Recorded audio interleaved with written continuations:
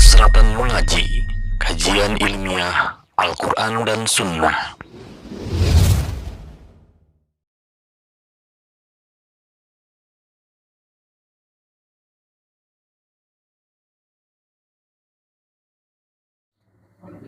Baik, kita lanjutkan. Bismillah, alhamdulillah, wahdahu, wassalatu wassalamu ala man la nabiyya ba'dah, amma ba'd. Allahumma salli wa sallim ala nabiyyina Muhammadin wa ala alihi washabihi ajma'in. Kita lanjut ke pembahasan kita tentang takfinul mayyit atau mengkafani mayyit.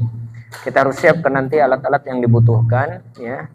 Salah satu di antara alat yang kita butuhkan yaitu kafan. Itu jangan lupa kita siapkan, insyaallah. Kemudian sebelum kita membahas tentang kafan bagi mayit, maka tadi kita sudah bahas tentang memandikan. Ingat ya, ketika memandikan semuanya kita lakukan sesuai dengan tuntunan yang diajarkan oleh Rasulullah Sallallahu Alaihi Wasallam, dan tidak ada perkara-perkara khusus selain tadi yang kita sebutkan, insyaallah. Ya. Jadi tidak ada yang khusus. Dan kalau misalkan ingin memudahkan, ya, persiapkan antara memandikan dengan tempat mengkafani dekat. Itu lebih afdal, lebih mudah. Memindahkan mayit pun gak terlalu jauh. Jadi dari tempat memandikan setelah dikeringkan, pindahkan langsung ke tempat mengkafani. Dan yang paling mudah untuk cara untuk mengkafani itu di tempat sama seperti memandikan. Jadi kalau ada tempatnya, ya, untuk mengkafani itu lebih mudah dan lebih enak, juga sama pakai meja. Itu lebih mudah. Tapi kalau tidak memungkinkan, boleh dari bawah juga boleh, tidak jadi masalah, atau di lantai juga tidak jadi masalah. Dan ketika menyimpan mayat, para ulama mengatakan tidak boleh langsung dengan lantai kalau bisa. Minimal ada yang kira-kira menghalangi dia dengan lantai atau dengan tanah. Ya, itu para ulama mengatakan entah itu dengan kasur atau mungkin dengan kayu. Pokoknya agak naiklah ke atas. Ketika mayat itu meninggal, maka taruhnya jangan lantai seperti ini, kasihan. Minimal dihilangkan atau dikasih batas antara badannya dengan lantai, terhalang supaya, kata para ulama, ya, supaya apa yang menempel lantai tidak terlalu kedinginan sehingga cepat membuat busuk jasad si mayit. Insyaallah kita akan masuk ke pembahasan tentang kafan, ya, kafan atau hukum takfinil mayyit. Bagaimana hukum mengkafankan mayit? Hukum mengkafankan mayit ini fardu kifayah, sama, wajib. Jadi kalau tidak dikafani maka dosa semuanya. Tapi kalau ada sebagian, insyaallah, ya, cukup untuk yang lainnya dia tidak berdosa. Fardu kifayah. Jadi harus ada yang belajar. Jadi fardu kifayah itu jangan enak-enak, udah sini mah fardu kifayah. Namanya fardu, ya berarti mau nggak mau. Kalau semuanya ngomongnya udahlah nggak pada apa fardu kifayah, akhirnya nggak ada yang mau belajar semuanya. Akhirnya nggak ada yang mengkafani, dosa semuanya. Sama dengan azan. Ya, azan juga termasuknya fardu kifayah. Nggak ada yang azan satu kampung, dosa semuanya. Dosa. Ada masjid tapi nggak ada azan, maka dosa semuanya. Kenapa? Nggak bisa atau nggak azan. Ya, nggak bisa azannya atau nggak ada yang azan, maka dosa satu kampung. Masjid tidak ada yang azan. Ya, maka hukum mengkafani mayit juga sama fardunya fardu kifayah. Maksudnya belajarnya fardu kifayah. Tapi kalau hukum mengkafani mayitnya itu termasuk wajib, harus dikafani. Kasihan kalau tidak dikafani. Ya. Kemudian kata Rasulullah Sallallahu Alaihi Wasallam, ya, kemudian kata Rasulullah, salah satu di antara syarat untuk kita mengkafani, pakaikan pakaian yang putih. Ilbasu min thiyabikumul bayad, kata Rasulullah, pakailah pakaianmu yang putih. Dan itu adalah pakaianmu ketika hidup dan ketika mati. Jadi dianjurkan pakaiannya putih, ya. Atau kafannya kafan putih. Dan termasuk sunnah yaitu kafannya 3 helai kain kafan. Dan tidak ada kekhususan apakah kainnya harus seperti ini, yang penting putih. Apakah bahannya harus saten, apakah bahannya harus katun, apakah bahannya harus yang mahal jersey misalkan, yang bahannya bahan jersey misalkan, enggak. Pokoknya silahkan pakai, yang penting putih. Bahkan para ulama tidak boleh lebih daripada 3. Dan kalaupun mau lebih, minimal maksimal 5. Lebih daripada itu tidak boleh, makruh. Tidak bolehnya makruh. Kenapa makruh? Karena idha'atul mal. Kita menghambur-hamburkan harta. Sedangkan ketika kita menguburkan, apakah bermanfaat kain kafan itu bagi si mayit? Lah, ya. Makanya sunnah itu 3. 1 pun cukup kalau misalkan kain kafan itu menutupi seluruh badan si mayit. Wajibnya 1, maka sunnahnya 3. Ya, dan maksimal kalau misalkan memang harus ditutup lagi lebih daripada 3, minimal berapa? 5. Lebih daripada itu makruh. Karena kenapa? Menghambur-hamburkan harta. Tidak boleh. Kata anak tadi, ketika pengurusan jenazah tidak boleh menghambur-hamburkan harta. Ya, tidak boleh israf berlebihan. Tidak boleh berlebihan. Jadi disunnahkan 3 bagi laki-laki. Perempuan pun sama 3. Perempuan pun sama 3. Hanya saja ada penganjuran di dalam riwayatnya 5. Laki-laki 3, perempuan pun sama 3 hukum asalnya. Tapi karena perempuan ini ternyata ada tambahan lebih dari pakaiannya, maka dibolehkan 5 bagi perempuan. Ya, kalau laki-laki 3 itu untuk dibungkus semuanya, untuk dibungkus nanti ke semuanya. Yang penting mas 3 itu bisa membungkus semuanya dan tidak ada cara-cara khusus dalam mengkafani kecuali tadi disebutkan dengan 3 kain kafan saja. Jadi tidak disebutkan atau tidak dikhususkan cara-caranya harus seperti ini seperti ini. Yang penting semua badan si mayit tertutup dengan kain kafan. Yang penting tertutup. Kecuali 1 orang yang sedang muhrim, ketika dia meninggal tidak boleh ditutup mukanya tadi. Dan sebelum ditutup maka dianjurkan untuk diberikan minyak wangi. Diberikan minyak wangi dirinya, si mayitnya atau kain kafannya. Dengan cara seperti apa? Ada yang mengatakan dengan cara bukhur. Bukhur dibakar, kemudian di kain kafanin seperti ini boleh. Yang penting bagaimana caranya wangi. Ya, ketika kita masih hidup kita sering pakai minyak wangi seperti apapun, ada yang semprot, spray, ada yang oles. Yang penting bagaimana caranya kain kafan itu wangi. Jadi caranya bisa dengan ini dibakar, dibakar bukhur itu, kemudian kasih wangian kain kafannya, atau mungkin nanti ketika dihamparkan dikasih minyak wangi. Ininya kain kafannya boleh. Ada tuh yang gosokan kayu kayu candana, hanut, ya. Itu boleh diaurkan nanti di mana? Boleh diaurkan nanti di kain kafan. Kemudian setelah itu baru nanti dilipatkan.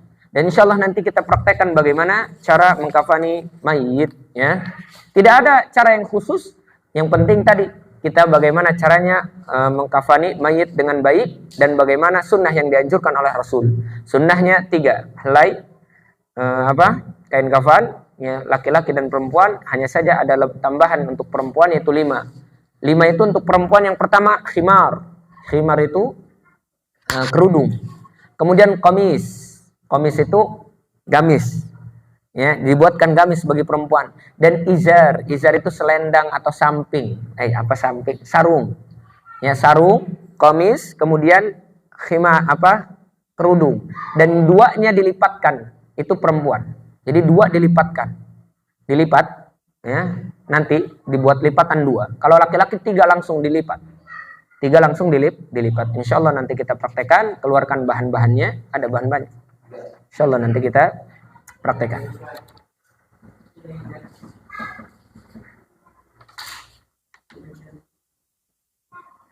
Ini sebenarnya kain kafan ini terlalu kecil ke bawahnya.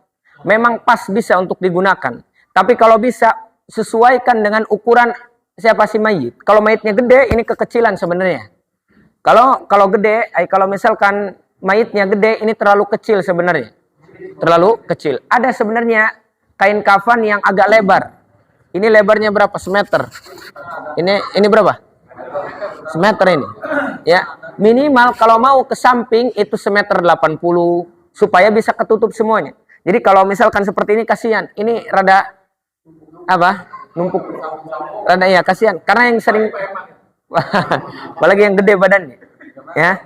Maka kalau misalkan gede, ya, kalau misalkan gede ininya enggak ukuran terserah. Yang penting tadi Yang penting semuanya tertutup.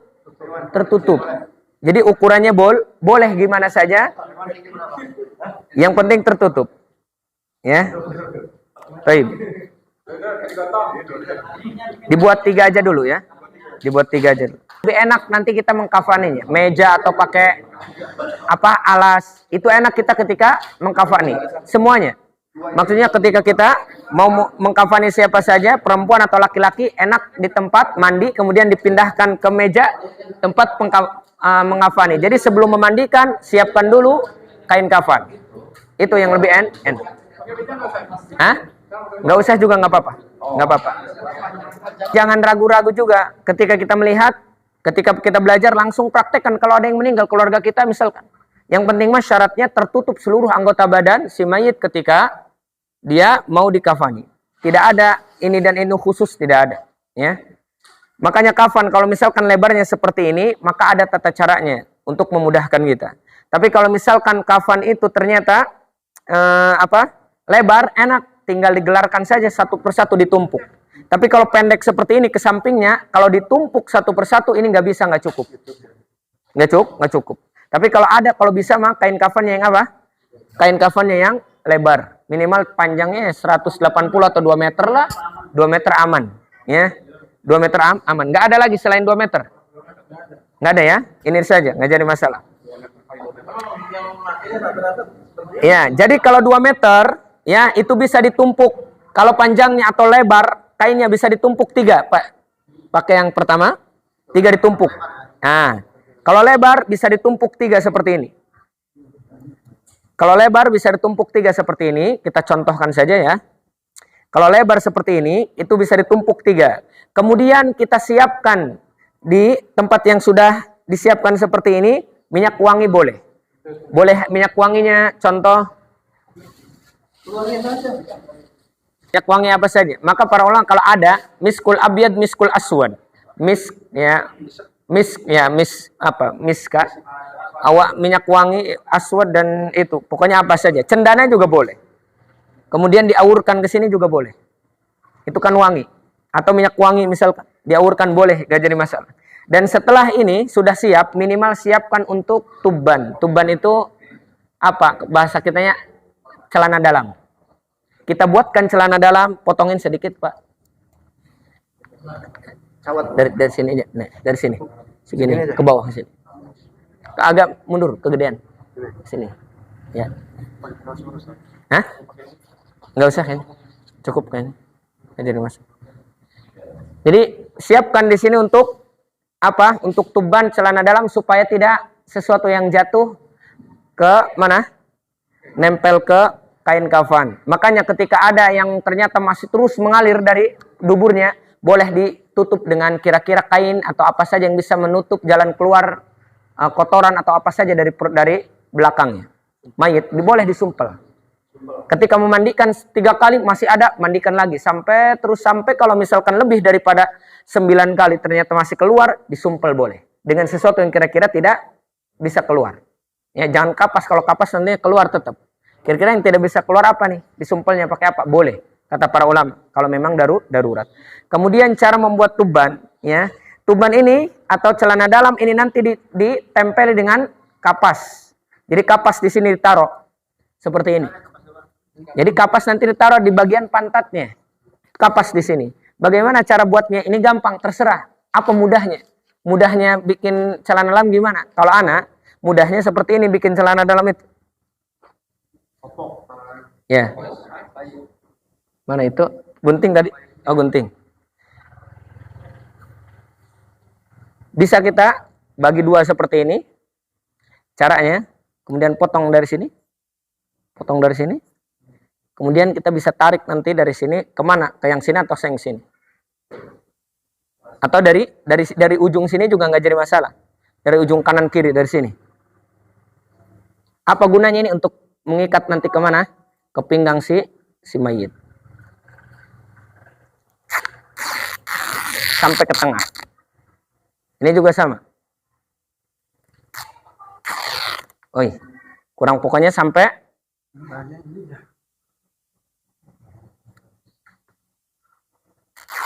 ini kalau ditarik enak. Sampai tengahnya seperti ini.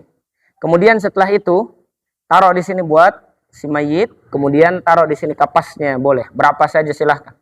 Yang penting tidak berlebihan, secukupnya saja. Pantat di sebelah mana misalkan? Ya, taruh di sini. Minyak wangi siapkan di sini. Entah minyak wangi ini. Kemudian setelah minyak wangi kayak gini, siap, hanut dan yang lainnya minyak wangi silahkan, boleh. Taruh di sini boleh minyak wangi.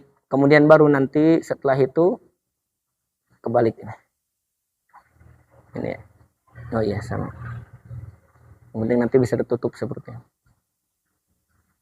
Baru nanti ditidurkan di sini. Kalau seperti ini nggak bisa ya, ininya kecil ya.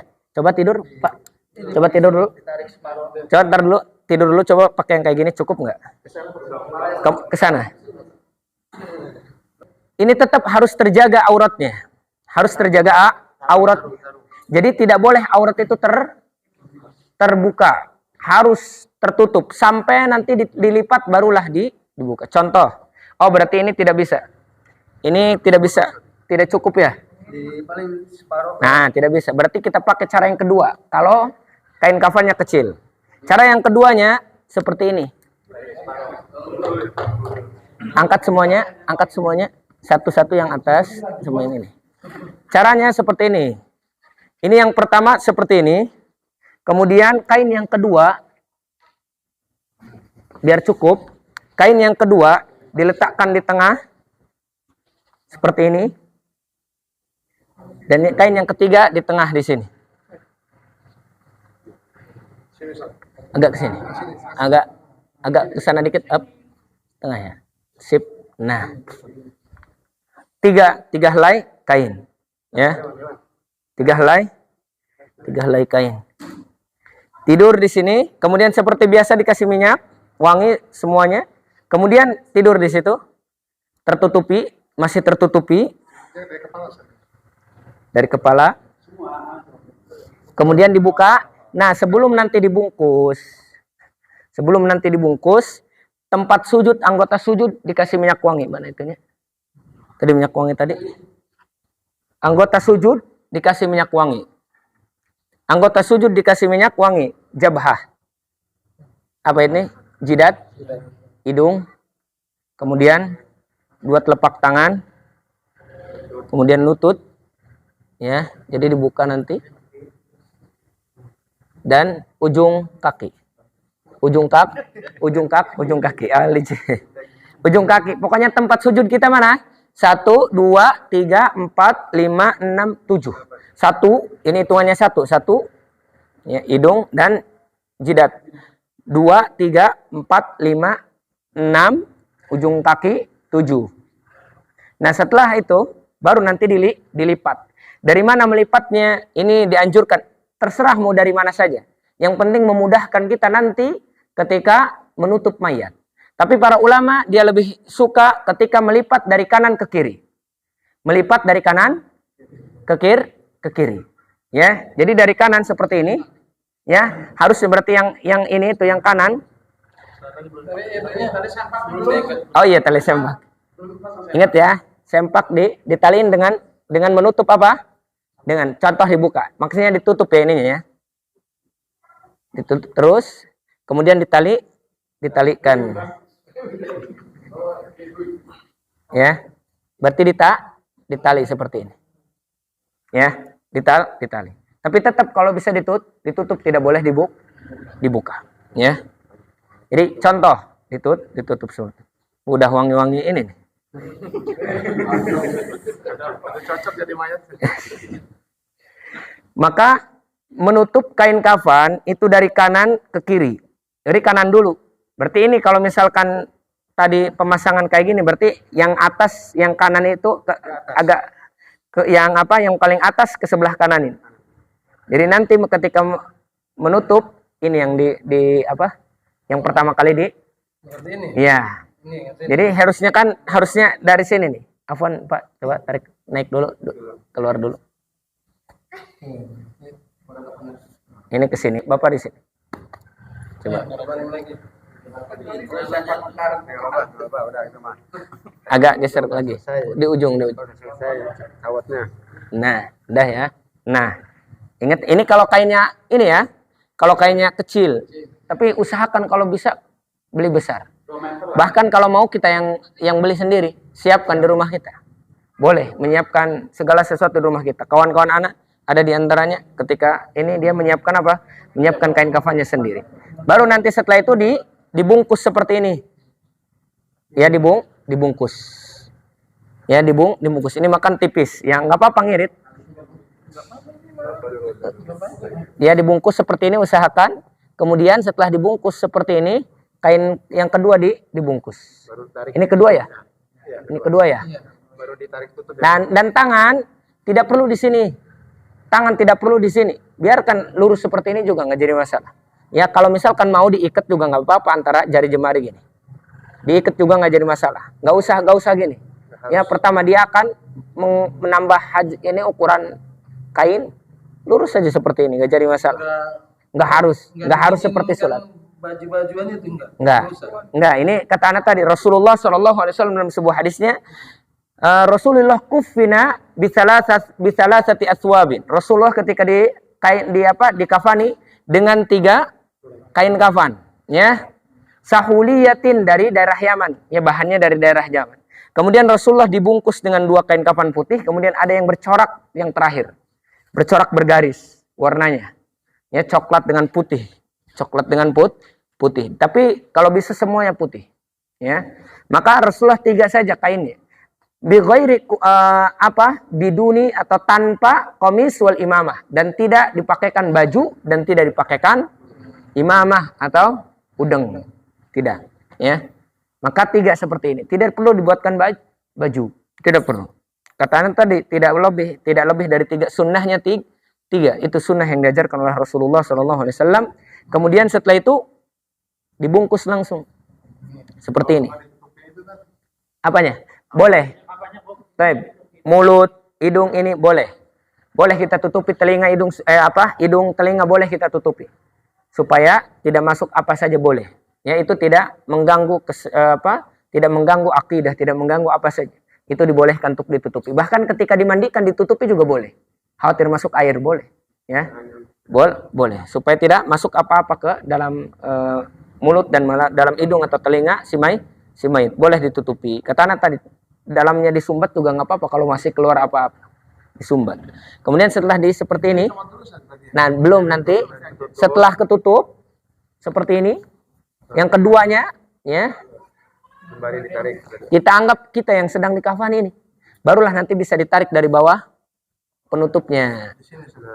Apa sih manfaatnya? Supaya kita tidak melihat aurat si mayit, gitu ya. Nah, jadi agak seperti ini ya, dikencengin ya, tariknya ya. Maksudnya kenceng biar benar nggak terbuka. Setelah itu baru yang keduanya nanti. Yang ketiganya. Yang ketiganya. Ya, simpel kan? Nah, kan Masya Allah. Setelah itu talinya bagaimana? Tali kalau ingin memudahkan silahkan mau seperti apa menaliinnya. Maksudnya mudahnya gimana? Mau ditaruh di bawahnya tali atau nanti setelah dibungkus baru dikasih tali, itu terserah kita. Boleh, terserah kita. Cari yang mudah. Kalau misalkan talinya belum, nggak apa-apa, kita buka, angkat seperti ini, masukkan seperti ini, boleh. Atau mau dipasang tali langsung juga nggak jadi masalah. Dari mana ambil tali? Kalau misalkan kain kafannya itu panjang, maka diambil dari ujung-ujung kain kafan. Potong sedikit, tarik. Potong dikit, tarik. Tapi jangan semuanya satu kafan dipotongin, khawatir kurang. Jadi 3 kafan dipotongin misalkan. Ujung ke ujung sedikit-sedikit aja, nggak usah banyak-banyak. Berapa kainnya sesuai kebutuhan dan sesuai ukuran si mayit. Kalau misalkan mayitnya ini kecil, 3 juga cukup. Kecil ikatannya, ya. Kalau misalkan gede atau seukuran gini, 5 juga cukup. Atau 7. Maksimalnya 7. Maksimal 7 cukup, ya. 5 juga cukup. 5 bisa di sini 1, ya. 2 di sini, ya. Di mana? Di sini tengah. Kemudian 3 di sini, 4 di sini, 5 di sini. Silahkan boleh berapa saja. 5, 3, 5, 7 boleh. Maksimal 7 lah. 7. Tadi lupa buat kain. Buat tali dari ujung sini saja. Boleh kita coba. Contoh kita talikan juga. Ambil dari potongan ujung-ujung, ditarik aja kayak gini tadi. Jadi di ujung kaki coba di itu. Jadi yang pertama, Ya. ini kedua ini nggak apa-apa. Apa itu? Pertama yang kanan. Iya, nggak apa-apa. Ini pertama. Oh, itu yang kedua. Ketiga ini kedua ini. Oh, yang penting mah ketutup nggak jadi masalah. Tapi nanti ngelihat kita nggak jadi masalah. Ini yang ketiga terakhir. Ini yang ketiga sebenarnya ya. Ya. Oh, berarti boleh gini. Boleh mau seperti apapun tadi, mau dari kiri ke kanan, dari kanan ke kiri boleh. Apa saja. Mana yang diikat? Kaki, jangan lupa. Kalau ada kelebihan daripada dipotong, masukin saja ke sini. Taliin dulu misalkan. Tali Pak Hadi. Nah, talinya tali sekali aja. Tapi kan nanti mau dibuka. Oh gitu. Ya. Nah, kemudian kalau misalkan kelebihan, ingat ya, kalau misalkan kelebihan ini bisa seperti ini, ditambahin aja ke depannya, baru nanti kakinya satu, ini sak itu namanya, betis, dengkul, taliin di sini. Dari mana talinya? Dari sebelah kiri, ini di sini. Kenapa di sebelah sini? Karena nanti kan ketika dia meninggal ngadepnya ke sebelah sana. Maka nanti ngelepasnya lebih mudah. Terserah mau ditaliin di mana saja boleh. Tapi para ulama mengatakan talikan di sebelah sini. Apa? Tidak ada ikatan dengan syar'i. Hanya saja memudahkan ketika melepas. Kan ketika mau disimpan itu lepas. Ya terus. Nggak jadi mas. Kalau praktek kita memang benar pakai manusia dan kita ngambil ibroh di sini. Jadi bukan hanya sekedar latihan, kita merasa bapak juga nggak apa-apa. Ingat bu, nanti saya dikafanin. Ternyata seperti ini. Oh seperti Masya Allah. Ya.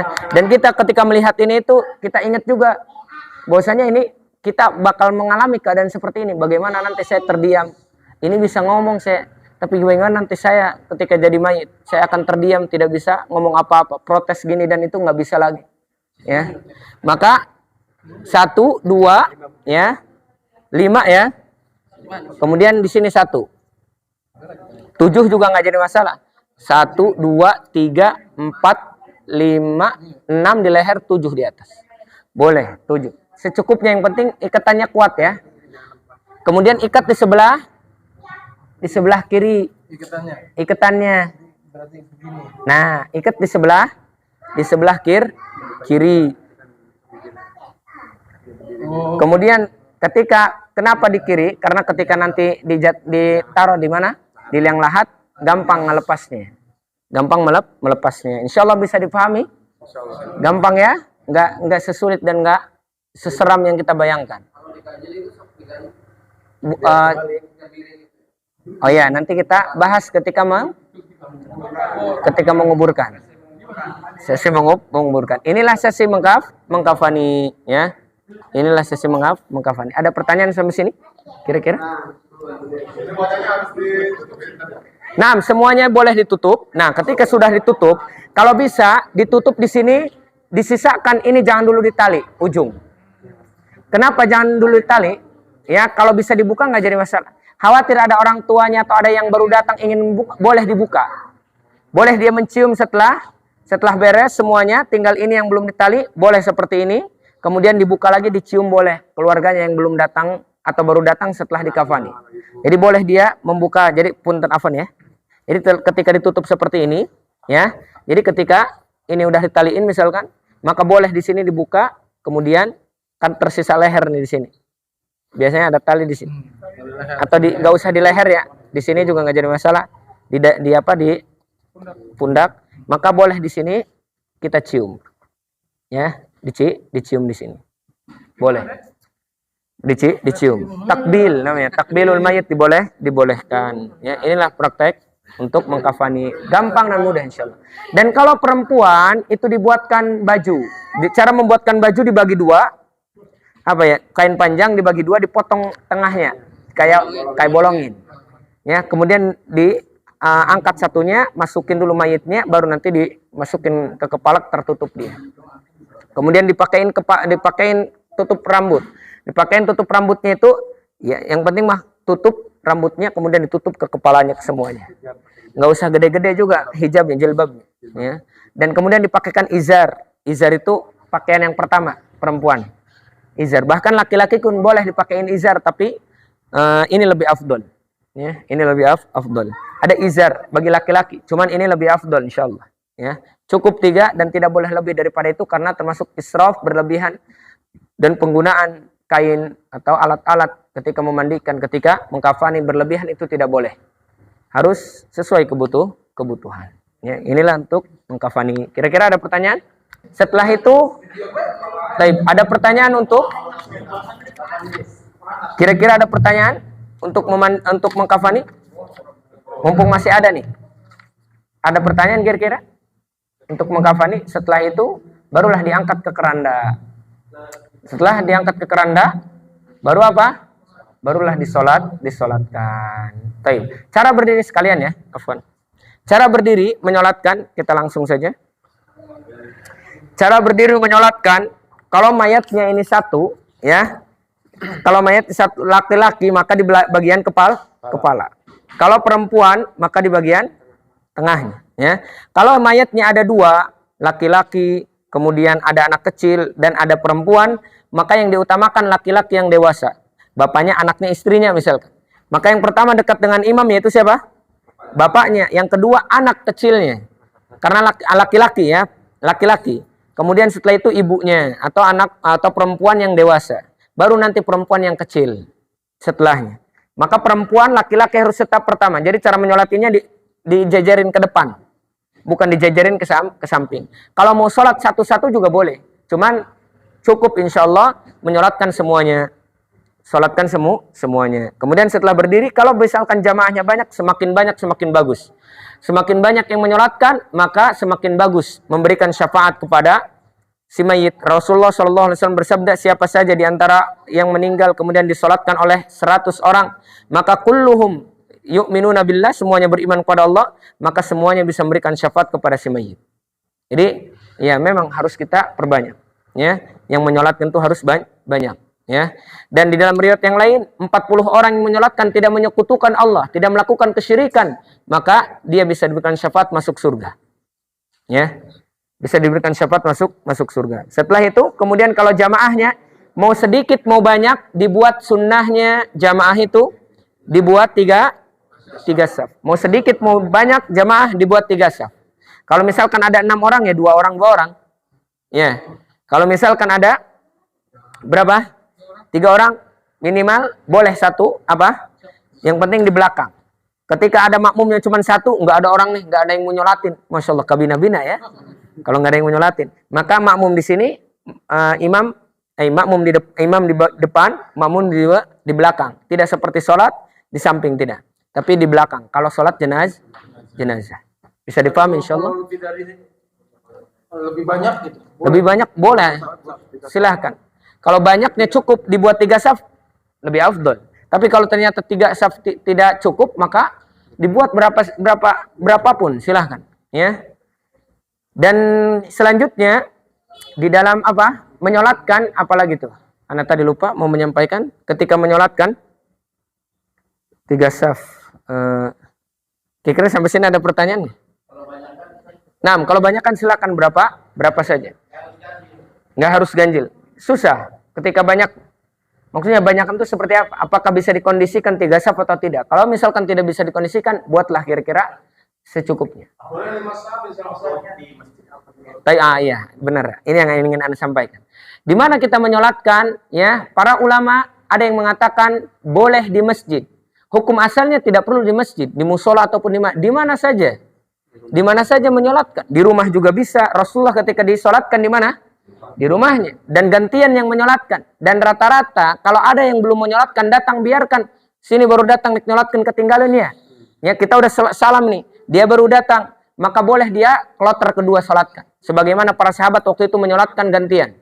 Karena tempat tidak cukup atau dia telat. Tapi kalau dia ketika menyolatkan datangnya telat, udah takbir pertama ikut. Ketika takbir kedua itu anggap takbir pertama bagi dia. Sama kayak sholat. Fa idza adraktumus sholata fasallu wa idza fatatkum faatimmu. Sholat juga sama, sholat jenazah. Kalau kalian dapati imam dari takbir pertama sampai akhir, berarti engkau sempurna sholat. Tapi kalau engkau tertinggal, sempurnakan. Berapa kekurangan? Sama dengan sholat yang jenazah yang ketinggalan. Udah takbir kedua dia baru datang misalkan. Ikuti. Tapi kalau misalkan dia baru datang, udah salam, boleh dia izin, saya mau menyolatkan dulu. Bisa dipahami insyaallah? Tapi kalau sudah datang ternyata udah dikuburkan, boleh dia menyolatkan di mana? Di kuburan. Dan ya para ulama mengatakan sholat di kuburan itu jauh lebih afdal dari menyolatkan jenazah di kuburan, itu lebih afdal daripada di masjid. Bahkan ada pernah sahabat ketika ditanya tentang menyolatkan di mana? Tentang menyolatkan di masjid, kemudian sahabat mengatakan bid'ah, itu perkara bid'ah. Langsung Aisyah mengatakan, kenapa engkau langsung mengatakan bid'ah? Padahal ada Rasulullah pernah menyolatkan seorang sahabat di masjid. Berarti menandakan hukum asal menyolatkan jenazah bukan di masjid, tapi di tempat mana saja yang luas juga nggak jadi masalah. Mau di rumahnya, mau di lapangan, mau di mana saja boleh. Tapi ketika ada yang mengatakan atau ada yang ingin sholat di masjid, boleh. Tapi hukum asalnya dan afdalnya di luar masjid. Wallahu a'lam bishawab. Ada lagi? Pada saat menyolatkan si mayit, kalau di kita kan selalu ditutup pakai keranda. Ya. Baiknya ditutup keranda. Apakah ditutup atau tidak? Bagusnya ditutupnya itu dengan kain biasa, bukan dengan keranda ditutupi. Bahkan para ulama mengatakan afdol si mayit ketika diangkat tidak ditutupi apa-apa. Tidak ditutupi apa-apa. Jadi wadahnya itu ya keranda, sampingnya itu ada pagarnya supaya nggak jatuh, nggak perlu ditutupi lagi kayak apa? Ya pokoknya ditutupi kayak yang kita biasanya, kayak di kita biasanya. Berarti jangan dulu ditutup kain lah. Iya, makanya nggak ditutup kain, nggak ditutup apa saja di mana di atas si mayit ketika dibawa ke keranda. Anak kalau menyolatkan di sana Timur Tengah itu kalau dibawa nggak pakai apa-apa, dibawa aja gotong, atasnya nggak di atas. Kita lihat mayitnya itu. Jadi kita sadar akhirnya, kita ingat gitu. Ada juga kisahnya bahwasanya orang yang sedang menyolatkan atau orang yang main-main dengan keranda, dia pura-pura mati, kemudian setelah itu apa? Disolatkan meninggal ternyata. Padahal pura-pura tadinya, ya pura-pura. Maka tidak boleh dijadikan main-main. Anak muda teh biasa yang apa? Pengen main-main, ngerjain, ya ngeprank. Bahasa sekarang mengeprank, nggak boleh. Jadi sunnahnya dan para ulama mengatakan sunnahnya di kitabnya ada, Anda belum sampaikan, ketika membawa jenazah tidak ditutupi atasnya. Biarkan terbuka. Kalau ditutupin juga nggak apa-apa. Tapi lebih afdalnya tidak ditutupi. Ya, Rasulullah ketika membawa jenazah para sahabat tidak ditutup. Nggak usah pakai payung, Pak. Tutup keranda. Gak usah pakai payung. Apalagi payung. Nanti insya Allah kita bahas. Tapi ada lagi sampai sini. Sholat udah ya.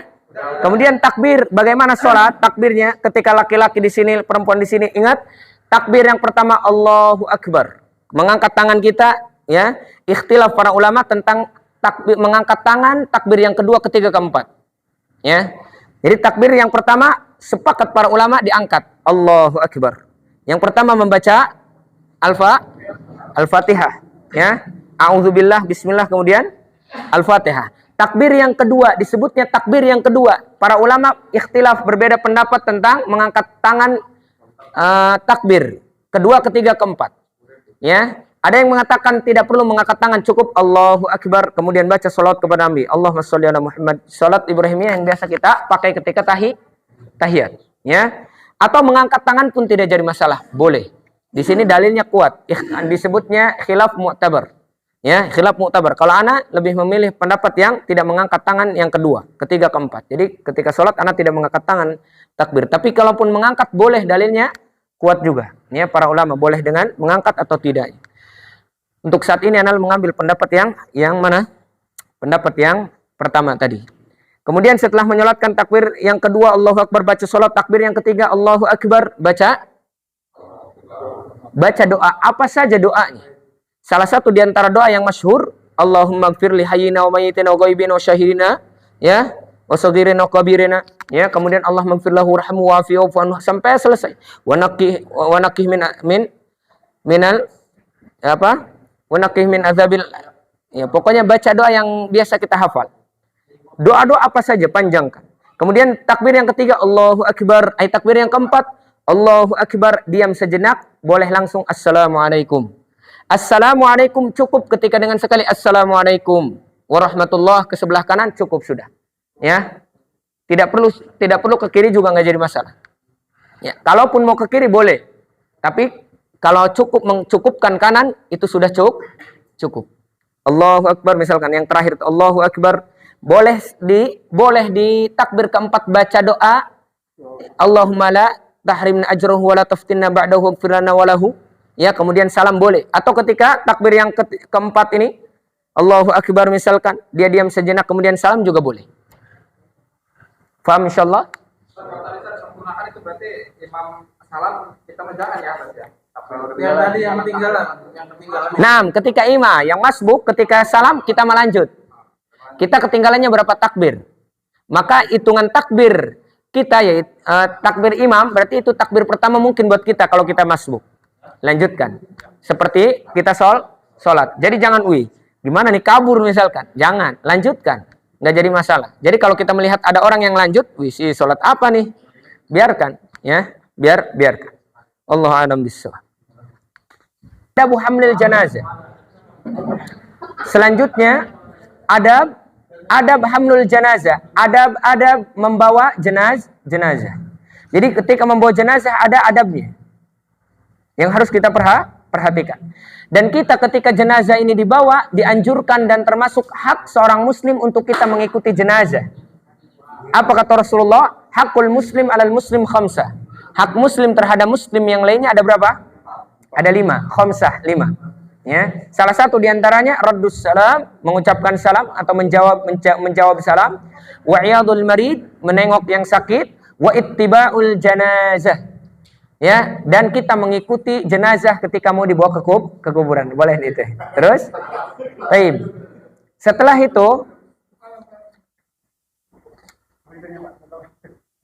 itu apa? Adabnya lagi. Salah satu di antara adabnya, lihat perhatikan. Yukrahu raf'us sauti ma'al janazah. Makruh. Adabnya, makruh ketika mengangkat suara sambil membawa jenazah. Annahu yukrahu liman yusayyi'ul janazah an yarfa' sautahu walau bidzikrin. Untuk mengangkat suaranya sekalipun dengan zikir-zikir yang disyariatkan. Ya, apa kata para sahabat? Qala Qais ibnul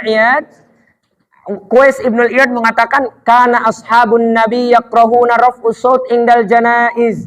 Sesungguhnya para sahabat Nabi membenci mengangkat suara ketika membawa jenazah sekalipun dengan zikir-zikir. Ya. Kemudian tidak boleh lagi membawa suara punten trompet, suara apalagi suara-suara yang diharamkan. Ya, trompet ini dan itu. Ini makan ada juga muslim tapi trompetan dulu. Drum band apalagi. Itu mah haram. Jelas haram tidak boleh. Kalau muslim tidak boleh diurusi seperti itu. Dengan zikir saja makruh para sahabat tidak boleh. Ya. Kemudian wa ayattabi'aha rijalu dunan nisa.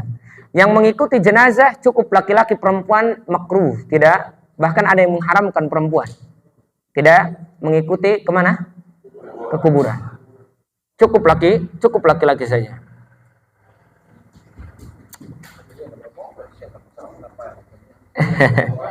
Ya, kalau di kita mah gitu. Salakina cenanya. Jadi suaminya yang meninggal tidak ikut tega banget gitu ya. Padahal yang mengatakan, yang mengajarkan demikian Rasul. Kemudian dianjurkan dan disunnahkan bagi laki-laki atau bagi yang membawa jenazah dia berwudu. Setelah membawanya berwudu. Ya. Kemudian selanjutnya adabnya masyu khalfal afdal. Berjalan di belakang si mayit bagi yang berkendaraan dan bagi yang jalan boleh di mana saja, di belakang atau di depan. Boleh, tapi bagi yang berkendaraan para ulama mengatakan di belakang. Tapi kalau yang jalan kaki boleh mau di depan atau di belakang. Tapi para ulama mengatakan fal afdalu lil mashi fil khalf. Dan afdalnya juga bagi laki-laki atau bagi orang yang jalan kaki itu di mana? Di belakang si mayit. Makanya kita sering biasanya yang diiring itu pakai motor, pakai ini kan mobil dulu. Jenazah dulu ya. Mobilnya di belakang ya, atau yang ngikutin di belakang ya, rata-rata ya. Ya bagus. Ada juga yang dulu ya. Melewati duluan.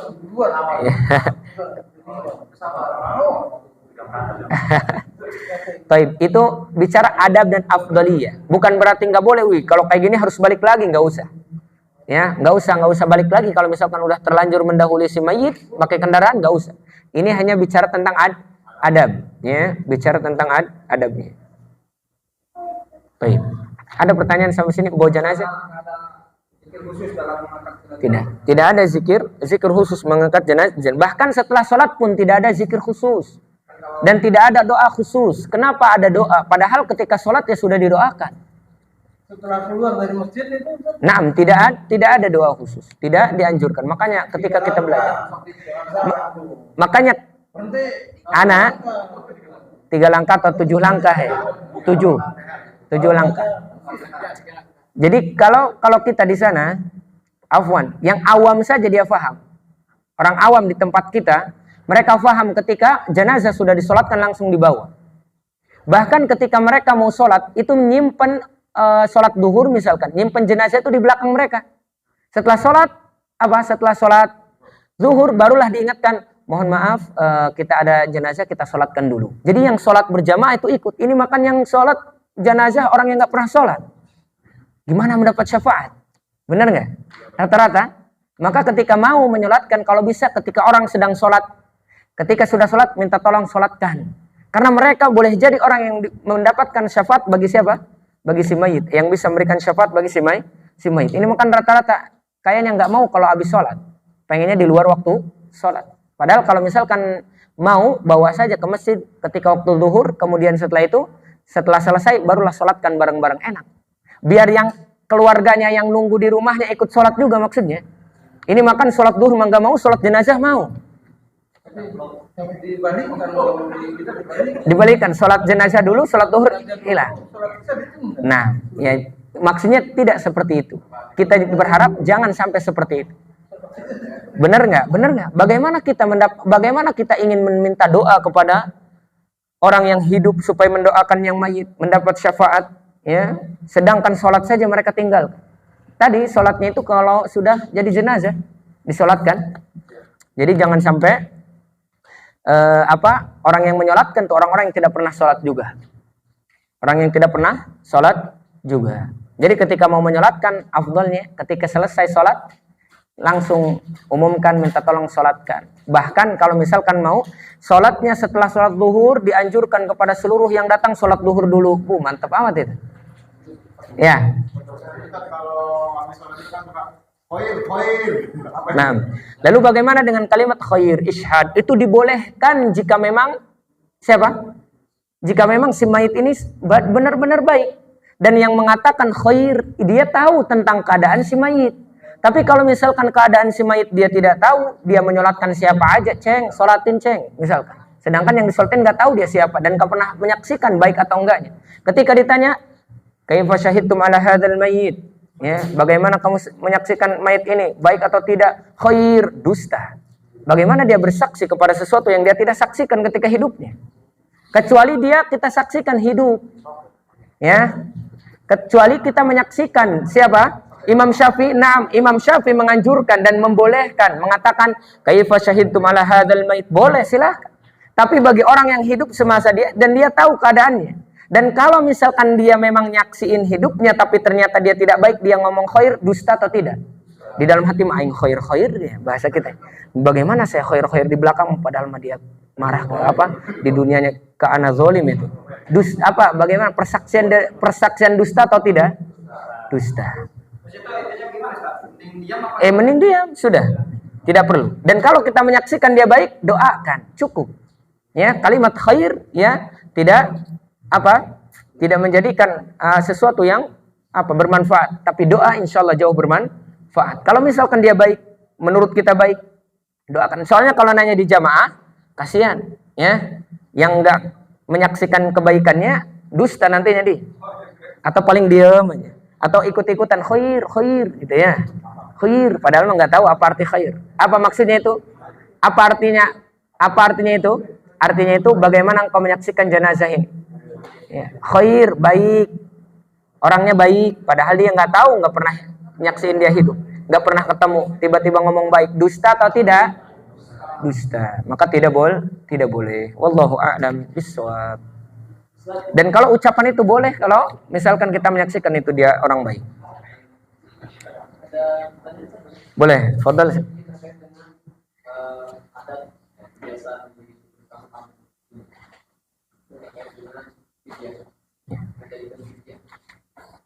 Fidyah sholat. Nah, fidyah apa itu? Baik. Para ulama sepakat. Memang ada yang mengatakan fidyah untuk sholat ada, tapi dalilnya tidak kuat dan tidak jumhur ulama mengatakan tidak ada fidyah bagi sholat. Sholat itu selama dia masih hidup dan akalnya masih ada, wajib bagi dia, tidak bisa diwakilkan.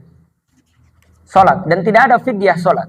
Ini jumhur ulama mengatakan tidak ada fidyah sholat. Fidyah sholat itu atau fidyah itu hanya untuk puasa bagi orang yang tidak mampu berpuasa. Fidyah sholat tidak boleh. Makanya ketika mensolatkan pun punten. Kata Rasulullah SAW, ya, sesungguhnya kita mau menyolatkan akhlisul lahu du'a. Ketika mau mensolatkan, ikhlaskan doamu untuk si mayit ini. Kalau misalkan punten ada amplop setelah solat, bagaimana akan timbul keikhlasan? Jarang. Bahkan punten ana dengar sendiri nih dengan telinga atau dengan telinga ana, ada yang mengatakan bahwasanya nong nyolatkeun hayang menang duit mah. Bagaimana akan timbul keikhlasan ketika menyolatkan, mengharapkan imbalan. Maka para ulama tidak membolehkan punten, yang dibolehkan saja memandikan boleh, mengambil upah, menguburkan, menggali boleh mengambil upah, tapi makruh. Apalagi menyolatkan yang bentuknya ibadah. Wallahu a'lam bishawab. Jadi fidyah tidak ada bagi sholat. Jumhur ulama mengatakan tidak ada bagi sholat. Ya, tidak ada. Ketika dia tidak sadar Ustadz, dia ini nggak sadar Ustadz, nggak sadar koma beberapa tahun, kemudian dia meninggalkan sholat. Maaf, dia keluar daripada kewajiban dia. Sudah keluar dari kewajiban. Orang yang tidak berdosa itu 3 kata Rasul. Maksudnya tidak ditulis dosanya 3. Yang pertama belum akil balik, ya. As-sabiyu hatta yahtalim, anak kecil sampai balik. Yang kedua, ya, orang gila sampai dia sadar, ya. Hatta yafik, al-majnun hatta yafik, orang yang majnun sampai dia sadar, yaqil. Dan orang yang tertidur sampai dia terbangun. Orang yang koma, yang anggapannya tidur, dan dia tidak akan dicatat dosanya sampai dia bangun. Ketika dia bangun, kemudian dia menanya, saya tidak sholat berapa kali, maka wajib bagi dia untuk mengqadha. Kalau dia meninggal kemudian setelah itu tidak sadar, dia meninggalkan sholat, tidak perlu kita qadai dan tidak perlu kita fidyahi, karena dia keluar daripada taklif, hukum taklifi, hukum yang ditebankan kepada dia, karena dia pada saat itu dalam keadaan orang yang diampuni dan tidak dicatat dosa oleh Allah Subhanahu wa taala. Wallahu a'lam bishawab. Baik, cukup adab itu ya, adab membawa jenazah. Tidak boleh bersuara, tidak boleh mengangkat suara, tidak boleh diiringi dengan musik-musik dan yang lain, tidak boleh. Tadi ya, sepakat para ulama, bahkan dengan zikir pun para sahabat memakruhkan. Dengan zikir saja memakruhkan. Lalu bagaimana? Para ulama mengatakan ketika kita mengiring jenazah, kita di situ merenung. Bagaimana kalau saya ini yang saya bawa? Renung. Boleh mendoakan dalam hatinya kepada si mayit atau untuk dirinya sendiri. Dia renungi. Anggap itu adalah dirinya yang dibawa. Dan ketika disolatkan, ketika mendengar doa-doa yang baik, ya, pernah Rasulullah berdoa menjaharkan suaranya supaya didengar oleh yang lain, supaya belajar. Setelah itu disirkan. Doanya Allahu Akbar, Alhamdulillah, disirkan. Tidak dikeraskan. Seperti sholat maghrib, sholat isya, dan sholat subuh. Jadi ketika bacaan sholatnya, Rasulullah pernah membaca keras untuk mengajarkan kepada para sahabat. Setelah itu disirkan doanya. Ketika para sahabat mendengar doa itu, atamanna aku nahadal mayit aku berharap yang jadi mayit itu anak. Doanya mantap sekali. Ya Allah, gantikanlah keluarganya dengan yang lebih baik, gantikan tempat tinggalnya dengan yang lebih baik, gantikan, masya Allah. Siapa yang tidak mau kalau doakan seperti itu? Rasul lagi yang mendoakan, masya Allah. Dan yang bermanfaat bagi si mayit, salah satu diantaranya membayar hutang. Pikirkan hutangnya. Kemudian selanjutnya yang bermanfaat bagi si mayit, bagaimana? Oh iya, menguburkan belum ya? Ada menguburkan. Setelah itu dibawa jenazah itu pakai keranda dan tadi tidak ditutupi atasnya. Itu lebih afdol, ya. Apa ya? Apa itu? Oh, diadankan. Nah, dafennya. Taib fi dafen. Bagaimana menguburkan di waktu makruh? Ada waktu-waktu makruh, tidak boleh kita menguburkan mayit dan tidak boleh kita sholat mutlak di situ. Salah satu di antara waktunya yaitu ba'da subuh. Setelah asar, sebelum matahari mau terbit, mau terbenam. setelah subuh dan setelah asar mau dekat ke maghrib. Tidak boleh menguburkan mayit dan tidak boleh sholat mutlak. Kemudian ketika matahari di atas sejajar dengan kepala kita sampai dia condong ke arah barat sedikit, kurang lebih 15 menit lah kita tunggu. Ya, itu tidak boleh. Kemudian waktu malam boleh tidak kita menguburkan? Boleh. Tapi Rasulullah memakruhkan juga kalau malam. Kenapa? Karena pencahayaannya kurang. Ya, kemudian Rasulullah ketika itu tidak tahu. Kenapa engkau tidak memberitahuku? Kenapa engkau malah kuburkan malam-malam? Aku ingin menyolatkan, kata Rasulullah. Tapi bukan berarti tidak boleh. Boleh menguburkan waktu malam. Jika memang harus malam boleh. Apalagi khawatir cepat bau. Kemudian sunnahnya lagi, bagi ketika menguburkan lahad, ada syak, ada lahad. Suku, lahad itu di samping yang biasa kita buat. Jadi di samping Di samping sebelah kiblat, dindingnya itu kita buatin lahad. Kita buatin lubang supaya masuk siapa? Mayit. Ya. Syak juga boleh, tapi para ulama lebih mengatakan lahad. Syak itu hanya kalau memang dibutuhkan. Ya, tapi rata-rata lahad kita mau pakainya kan? Lahad. Ya. Lahad disebutnya. Makanya ada pepatah itu, utlubul ilma minal mahdi ilal lahdi. Lahad. Ya. Kita nyebutnya lahad juga. Lahad, liang lahad katanya. Makanya itu yang sering kita pakai. Kemudian ketika menggali kubur yang dalam, jangan cetek. Gali kuburannya jangan cetek. Yang dalam. Agak dalam. Supaya tidak dibuka oleh binatang buas. Supaya tidak dikorehan, bahasa kamasannya, bahasa anyarnya koreh. Tidak boleh. Harus Harus yang dalam. Supaya tidak digali oleh binatang buas. Sunnah idkhalul mayit min muakhiril qabr. Nah, cara memasukkan mayit itu dari ujung kakinya. Ketika dimasukkan mayit itu di mana kakinya? Maka diturunkannya dari arah kaki. Berarti misalkan ini kaki mayit, ini kepalanya ngadep ke arah kiblat, maka taruhnya atau turunkan mayit di atas sebelah sini. Ini misalkan liang lahat, ya ini liang lahat nih. Dari sini di ininya dituruninnya. Bukan dari depan, bukan dari sini dan bukan dari sini. Ya rata-rata kita mah antara dari sini atau dari sini. Mengondisikan ketika memang bisa dari sini itu lebih afdol, sunnahnya kita dapat. Dan kalau dari depan itu ternyata kalau dari sini Ustaz di sini mah ada kuburan, kalau ini kita nenjak kuburan. Boleh di sini, boleh di sini. Tapi kalau kita mengikuti sunnahnya dari mana? Dari bagian kakinya. Kemudian disunnahkan bagi yang mengangkat ini jenazah dan di dalam kuburan dia mengucapkan bismillah wa ala millati Rasulillah wa ala sunnati Rasulillah. Bismillah wa ala millati Rasulillah atau bismillah wa ala sunnati Rasulillah. Yang masuk ke kuburan lebih afdalnya keluarga, apalagi kalau perempuan. Yang masuk ke perempuan jangan orang lain, apalagi perempuan. Yang ketika hidupnya kita jaga mahramnya, masa ketika sudah meninggal boleh dipegang oleh orang lain. Lihat, Islam menjaga perempuan ya dari hidup sampai meninggal. Dan boleh ditutup kalau perempuan atasnya supaya tidak dilihat oleh banyak laki-laki, boleh. Kalau orang yang terjaga, perempuannya terjaga, ya, maka ketika meninggal pun dijaga. Baik. Ada pertanyaan sampai sini? Oh ya, kemudian setelah dimasukkan ke dalam liang kubur, baca doa tadi bismillah wa ala millati Rasulillah atau bismillah wa ala sunnati Rasulillah. Hafal insyaallah doanya?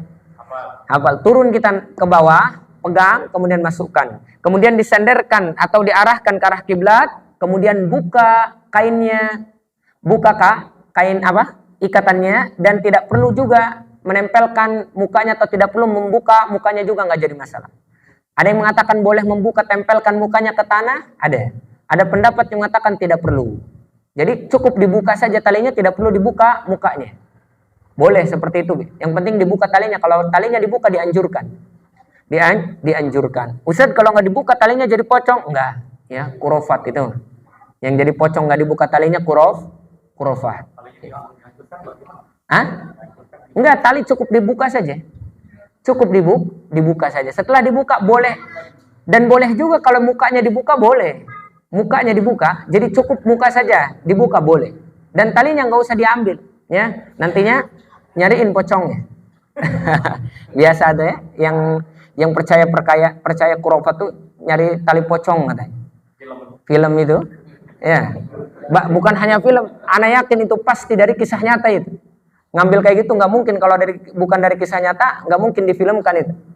Itu pasti ada orang-orang yang tadi punya amalan-amalan seperti itu kemudian ngambil tali pocong, punya keyakinan dikabulkan oleh syaitan pasti, karena dia minta tolong kepada syaitan.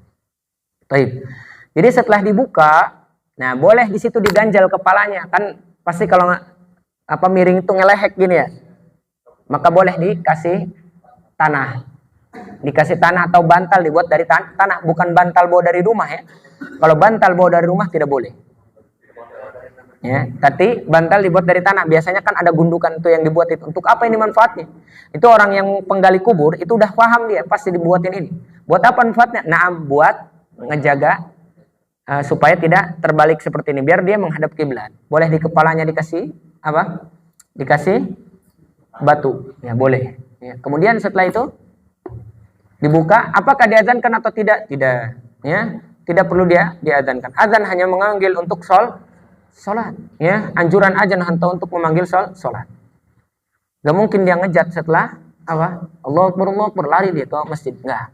Maka tidak dianjurkan. Tidak ada dalil bahwasanya setelah atau ketika dikuburkan diazankan, tidak ada dalil. Dalilnya hanya qiyas. Imam Syafi'i mengkiaskan dengan dalil yang disebutkan tentang anak yang baru lahir diazankan ini. Ya, sekalipun dalil ini dianggap lemah oleh sebagian ulama hadis tentang anak bayi dilahirkan atau lahir kemudian diazankan. Dia mengkiaskan beliau ke sini. Maka para ulama yang lainnya, mazhab yang lainnya, beliau tidak mengazankan orang yang meninggal. Jadi ketika sudah dibalikkan ke arah kiblat, sudah ditutup. Kira-kira boleh menjaga mayit supaya tidak jatuh lagi ke sebelah sini. Boleh pakai apa saja. Boleh apa saja. Nah, lihat waktu itu ada orang yang menggali kubur itu, dia pakai tongkat kayu itu bikin dia kayak patok. Ya, itu biasanya manfaat mereka itu buat itu tuh, ngejaga khawatir terbalik. Kalau tidak cukup dengan tanah itu, bola-bola tanah itu ya. Maka seperti, dan tidak ada kekhususan harus 7, harus ini, harus itu. Buat kira-kira secukupnya yang kira-kira dibutuhkan. Allahu a'lam bishawab. Di sini ada kain kafan itu selapis ditusukin ke tanah. Nah, itu untuk menutupi supaya tidak masuk tanah. Boleh kita memakai apa saja, tapi jangan sesuatu yang berharga kalau bisa. Kalau orang-orang Timur Tengah itu menggunakan tanah, entah liat atau apa, itu ditutupin celah-celahnya supaya tanah tidak masuk ke si mayit. Kalau kita pakai apa saja boleh, tapi kalau pakai kain kafan heman, tahu heman? Atau kalau di kampung ini mah pakai apa tuh? Samak bambu itu, samak apa yang biasanya ya dikuburin itu.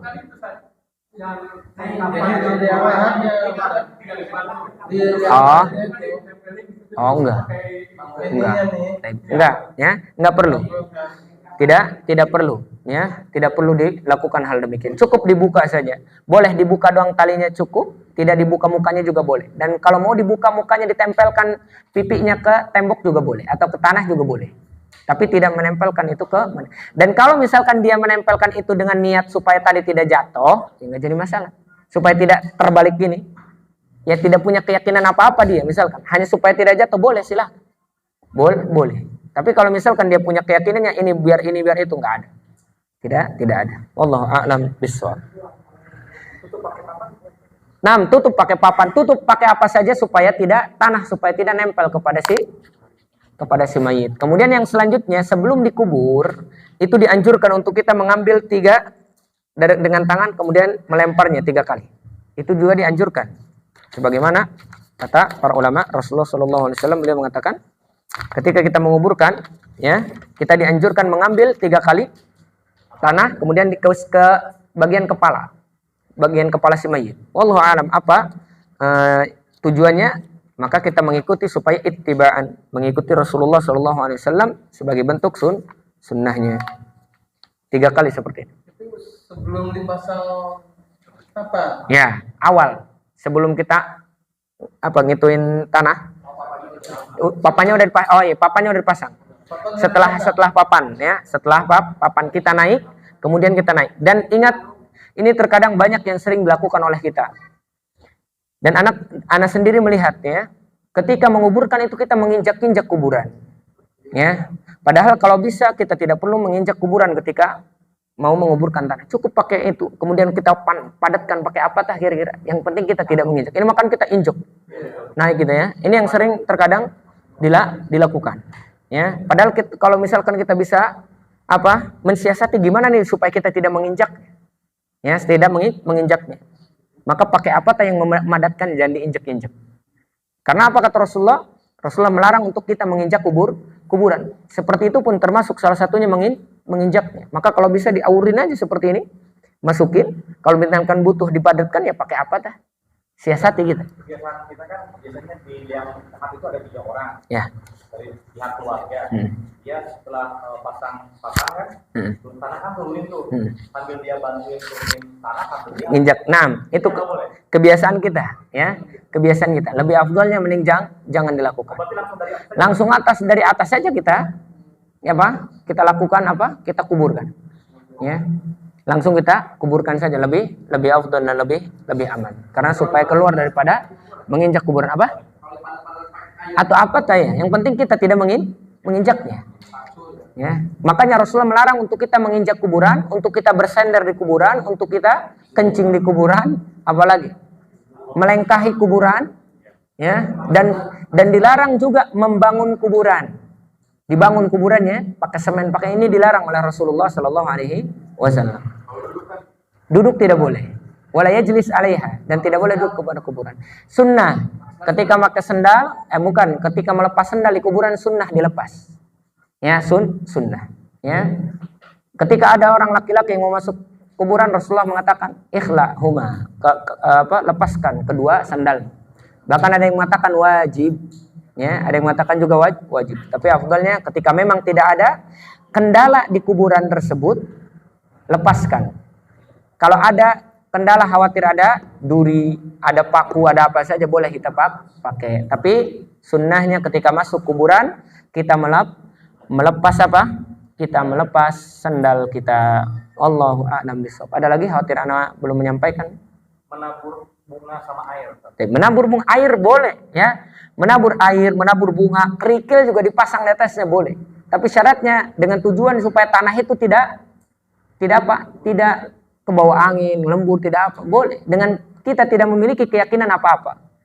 Ya, dengan syarat kita tidak meyakini bahwasanya air itu bisa ngademin ngademin si mayit. Karena tidak ada yang bisa mengademkan si mayit, menjadikan adem si mayit di kuburan kecuali amalnya. Dan amal-amal yang dilakukan oleh orang yang masih hidup yang disyariatkan oleh Allah dan Rasulnya. Salah satunya berhutang, kemudian puasa nazar bagi si mayit, kemudian haji badal bagi si mayit. Ya, itu bisa bermanfaat bagi si mayit. Tapi kalau misalkan air, ya boleh, silahkan dengan catatan tidak punya keyakinan apa-apa bagi si mayit. Hanya supaya kuburan itu terjaga. Tabur bunga itu untuk apa?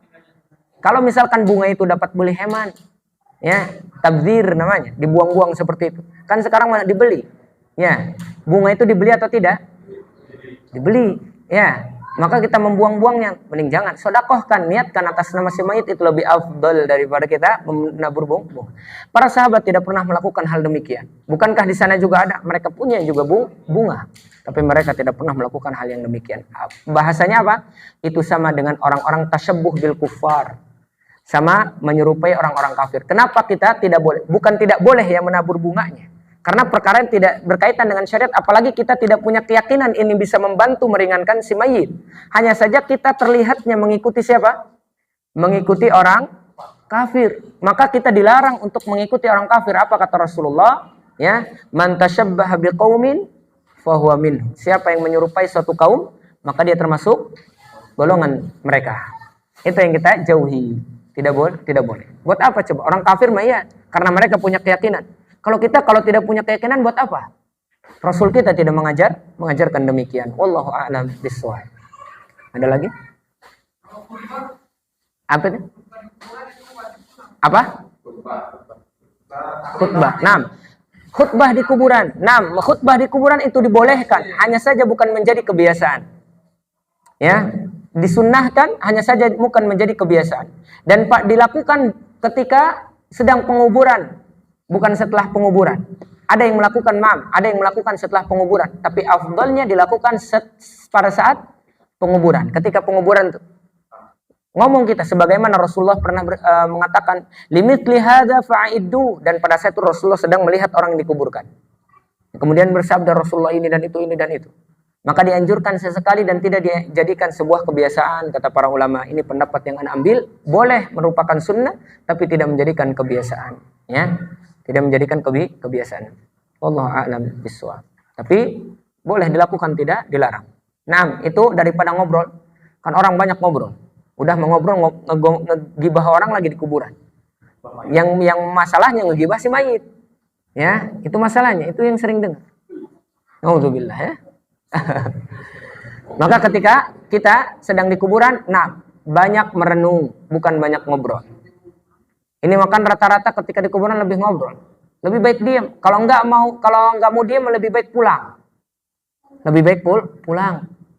Dan setelah penguburan dianjurkan kita mendoakan si mayit, dan dianjurkan menghadap ke arah kiblat ketika mendoakan.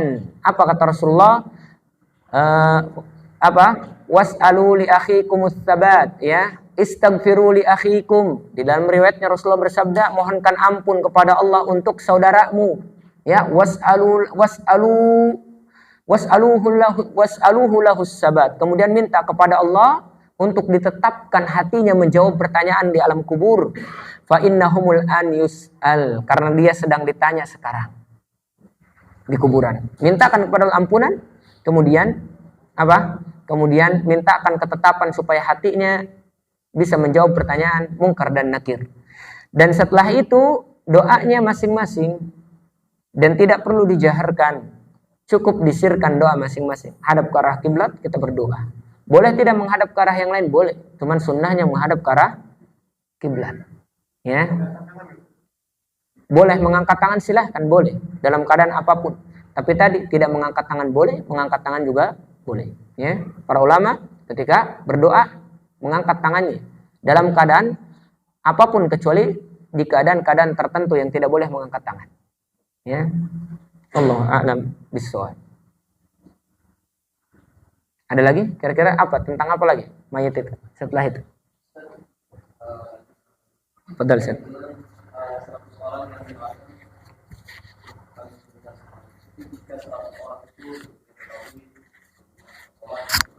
Nah, bagaimana yang 100 orang? Maka para ulama di sini sepakat dalilnya ada dua. Ada 40 orang, ada 100 orang. Kalau 40 orang minimal dia bertauhid kepada Allah, tidak menyekutukan Allah, ya, ahlus sunnah. Kemudian dia menjaga perkara-perkara ibadahnya. Kalau 100 orang, ya, itu bagi orang-orang umum, tidak disebutkan dalil khususnya. Umum, berarti siapa saja, yang penting 100 orang. Syukur-syukur di dalam 100 itu ada 40 orang yang disebutkan di dalil yang pertama, ya. Tetap, ya, yang menyolatkan kalau bisa orang-orang yang soleh. Dan kalaupun orang-orang yang tidak soleh, maka kita berharap semoga dengan doanya, ya, dimudahkan si mayit ini untuk mendapatkan surganya Allah Subhanahu wa ta'ala. Jadi kalau yang 100 orang itu tidak disebutkan dalil kekhususannya, apakah dia tidak menyekutukan Allah, apakah dia munafik atau tidak, maka yang penting dia muslim, kata para ulama. Tapi kalau yang 40 syaratnya tidak menyekutukan Allah, dia bertauhid kepada Allah Subhanahu wa ta'ala, tidak menyekutukan Allah, tidak melakukan kesyirikan, perbuatan-perbuatan yang baru bid'ah misalkan, maka itu yang 40. Wallahu a'lam bishawab. Makanya disebutkan tentang hadis yang berapa? 100 itu. Naam, illa ghufirolah.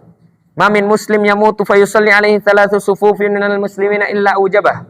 Kecuali pasti diampuni dosanya oleh Allah Subhanahu wa ta'ala. Ma min mayyitin tusalli alaihi ummatun minal muslimin. Umat dari kaum muslimin, tidak disebutkan mau dia soleh atau tidaknya, yang tidak disebutkan. Yuballighuna mi'ah, sampai 100. Kulluhum yashfa'una lahu. 100 ini memberikan syafaat kepadanya. Maksudnya dari 100 ini bisa mendapatkan dia syafaat dari Allah Subhanahu wa ta'ala. Baru nanti yang 40 tidak disebutkan. Ma min rajulin muslim yamutu fayaqumu ala janazati arba'una rajulan la yusyrikuna billah.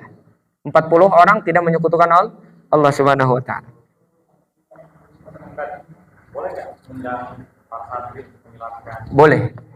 Umumkan kalau misalkan kita mau mengumumkan, dibolehkan mengumumkan sesuatu yang dibolehkan. Misalkan mau menguburkan atau mau memandikan atau mau menyolatkan, boleh kita mengundang santri-santri ya untuk membantu menyolatkan, boleh. Yang kita anggap kesolehannya misalkan, boleh kita minta undang. Tapi tadi masyarakat setempat minimal diberitahu supaya menyolatkan juga ikut. Ya, jangan ini mah dari jauh dulu masyarakat tidak diundang. Kasihan. Jadi maksudnya apa? Kita undang juga 40 orang misalkan, atau yang kita menurut kita tidak menyekutukan Allah, ya. Kemudian semuanya diundang. Intinya semakin banyak semakin bagus. Kasih upah boleh. Ya, kalau sholat tidak boleh. Misalkan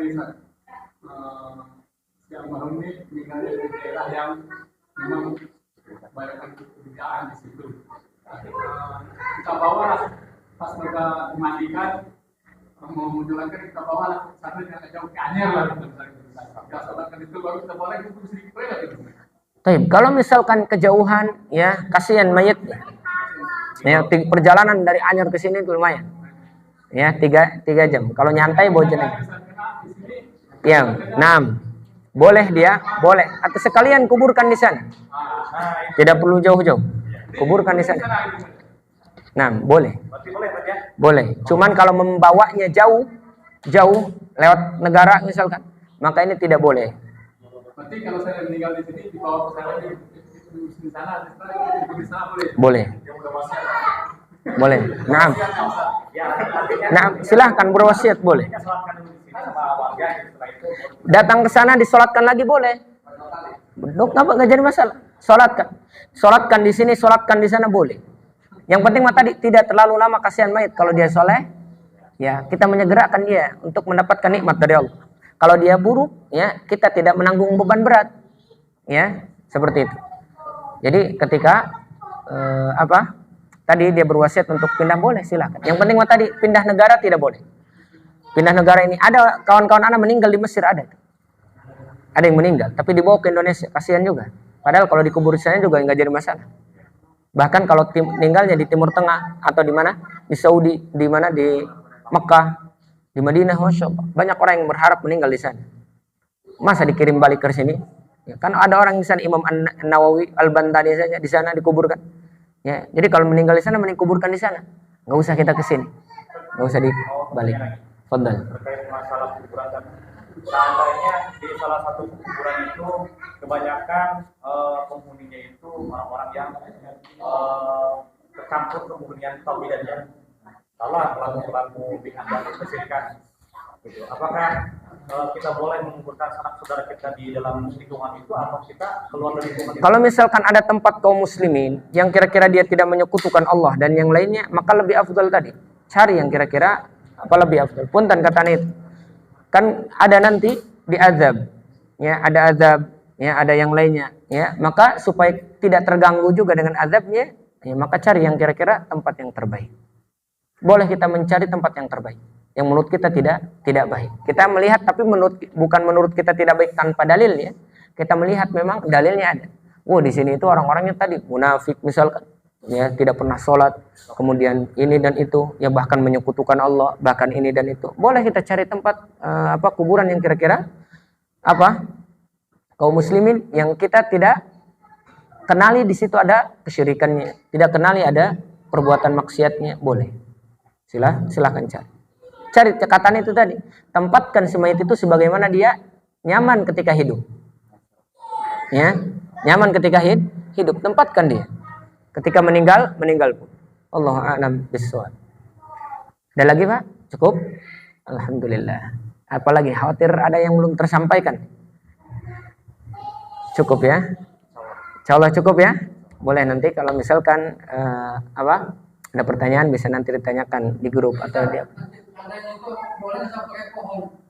Oh iya, tanda taib. Bagaimana tanda? Tanda itu bisa dibikin dengan apa saja, batu kayak atau apa. Kira-kira tanda itu untuk apa sih manfaatnya? Tanda itu manfaatnya supaya apa? Supaya kita mengetahui itu kuburan dan bukannya. Jadi tanda itu bukan untuk apa? Bukan untuk sesuatu yang ini ya, sesuatu keyakinan yang lain. Tapi tanda itu supaya kita tidak menginjaknya, supaya kita tahu itu kuburan, supaya kita tidak ibadah di situ. Iya. Lalu bagaimana kalau misalkan pakai pohon? Nah, ini pertanyaan yang sering ditanyakan. Bagaimana kalau pakai pohon? Maka Rasulullah SAW memberi tanda tidak dengan pohon, dengan batu dan dengan yang kira-kira memberi tanda yang tidak hidup. Dari mana dalil pengambilan pohon? Dalil pengambilan pohon itu diambil mungkin dari dalil Rasulullah SAW ketika menggunakan jaridah pelapah kurma untuk meringankan azab si mayit yang di mana? Si mayit yang di dalam kubur. Rasulullah tahu wahyu dari Allah Subhanahu wa taala. Sedangkan kita tidak tahu. Dan yang digunakan oleh Rasulullah pelapah kurma, bukan pohonnya. Dan kalau pohon nantinya dikhawatirkan di situ, pokoknya tidak dianjurkan. Ya, intinya tidak dianjurkan oleh para ulama untuk menggunakan pohon. Apalagi kalau jadi besar misalkan pohonnya, ya itu bisa tidak atau bisa mengganggu orang lain mau dikuburkan. Ingat, ketika menggunakan sesuatu yang itu dilakukan oleh Rasul, maka boleh jadi itu kekhususan, perlu kita teliti dan perlu kita perhatikan dulu. Rasulullah ketika menggunakan pelapah kurma hanya pada saat itu kuburan yang diazab. Dengan syarat, dengan apa? Syarat itu Rasul, ya Nabi, ya Nabi. Ketika mengambil pelapah kurma kemudian dipotong, semoga yang ini bisa meringankan beban atau siksanya, dan semoga ini bisa meringankan beban. Yang pertama karena dia namimah, mengadu domba. Yang kedua karena dia tidak pernah membersihkan diri dari air hadas kecil atau buang air kecil. Maka itu Nabi. Sedangkan kita kalau misalkan kita melakukan sama seperti Nabi, berarti kita menuduh orang itu sedang disiksa dalam kubur. Sedangkan kita tidak boleh suuzon kepada orang yang hidup ataupun yang meninggal. Biarkan. Dan Rasulullah melakukan hanya pada saat dua kuburan tersebut. Setelah itu tidak melakukan kepada sahabat-sahabat yang lain. Dan tidak melakukan pada kuburan-kuburan yang lain. Dan para sahabat pun tidak mencontohkan dan mengajarkan yang lain. Cukup sudah. Seperti itu. Sekalipun di sana banyak, kurma itu banyak di sana. Ya, kurma. Kecuali kita punya pendapat bahwasanya ini sering dikorehan anjing nih. Apa korehan? Dikerukin anjing atau angin kadang hembus itu bisa ke bawah, misalkan boleh kita tutupi supaya tidak terbawa angin. Tapi jarang ya, jarang sekali kalau tanah kuburan terbawa angin atau di korehin itu anjing. Maka tidak perlu, cukup beri tanda. Yang sunnahnya itu tinggikan sibron, tinggikan 1 jengkal saja tanahnya dari tempat kuburan. Jangan diratakan dengan tanah, tinggikannya tanahnya, sunnah itu. Sunnah. Digundukkan, dibuat gundukan itu sunnah. Cuman nggak lebih daripada 1 jengkal. Nggak lebih daripada 1 jengkal. Untuk mengetahui itu kuburan dan dikasih tanda. Karena boleh jadi ada gundukan tapi ternyata bukan kuburan. Itu mah tanaman cabai. Kan ngegunduk tuh tanaman cabai ya. Jadi kasih tanda, oh ini kuburan loh. Gitu. Ya. Wallahu a'lam bishawab. Tidak perlu. Bahkan makruh. Dan tidak boleh ya menulis la yuktab alai, tidak boleh ditulis, tidak boleh diinjak, tidak boleh ditulis nama di situ. Kecuali memang ya namanya hanya nama biasa. Intinya mah para ulama mengambil hadis ini tidak boleh. Kalau orang itu tujuannya untuk menandai bahwa karena itu kan bukan kuburan yang baik. Nah. Menandai bahwa itu kuburan. Nah, kalau misalkan hajahnya ada seperti itu, cukup nama fulan bin fulan, sudah. Ya, tapi hukum asalnya tidak boleh. Hukum asalnya nggak perlu dipahat, sekalian aja tempel KTP di situ. Tinggal tambah tanggal meninggal. Ya. Nah, dalilnya ada ya, dilarang menulis nama di atas mayesan atau di atas nisan, itu ada dalilnya. Hanya saja para ulama berbeda pendapat tentang kebolehannya. Larangannya ada, tapi kebolehannya kapan itu boleh? Ketika boleh itu ketika memang darurat. Ini banyak, sedangkan kalau datang ke situ lupa nih kemana, maka boleh dikasih nama. Nah, nama secukupnya kira-kira, ya. Pakai kapur dah, fulan bin fulan misal, udah cukup itu saja. Baik. Tadi siapa? Beliau. Katanya ada larangan terkait yang turun yang wajib itu, katanya ada larangan yang malam yang bersetubuh sama istri tidak boleh masuk. Nah, ada larangan. Yang siapa yang semalam junub ya.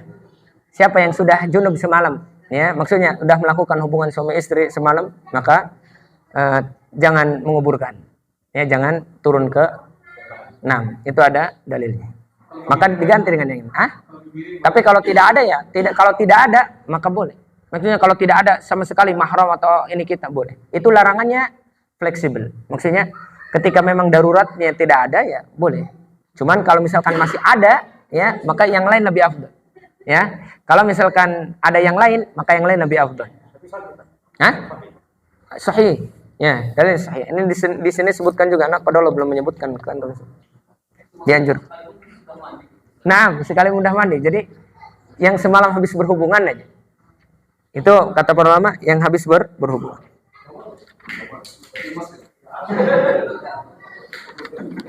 Abu Bakar waktu itu juga sama. Abu Bakar ketika ditanya, saya Rasulullah, coba ada yang lain gak yang mau menguburkan? Ya, ketika Abu Bakar, padahal Abu Bakar, tapi ternyata Abu Bakar malamnya habis berhubungan, sekalipun udah mandi. Ada dalilnya. Ada lagi? Tadi siapa? Antum. Yang itu kan mulai menggunakan tanah, Ya. itu boleh nggak Tad? Digantikan atau ditambahi dengan tambahan batu-batuan? Boleh. Ditambahin kerikil apa saja boleh. Kemudian setelah kerikil, Khawatirnya kehujanan. ya boleh. Hilang. Boleh. Selama tidak ada keyakinan apa-apa. Pakai lalu supaya tangannya ganti pakai semua peralatan. Batu-batu aja di sampingnya nggak jadi masalah. Samping-samping. Ya. Kalau misalkan memang tanah apa negara itu atau tempat itu yang memang kalau ada hujan sering kena, silahkan. Yang penting tidak dibangun. Yang penting tidak dibangun. Di kota itu kalau kuburan itu kan supaya taman gitu, dikasih rumput, gimana? Kalau misalkan jadi sendiri ya alhamdulillah. Kalau misalkan tidak, ya nggak perlu riuh-riuh. Kuburan tidak perlu dimakmurkan. Ya, kuburan tidak perlu boleh saja selama tidak dibangun. Maksudnya untuk apa dikasih rumput biasanya? Nah, kata anak itu kuburan tidak perlu dimakmurkan.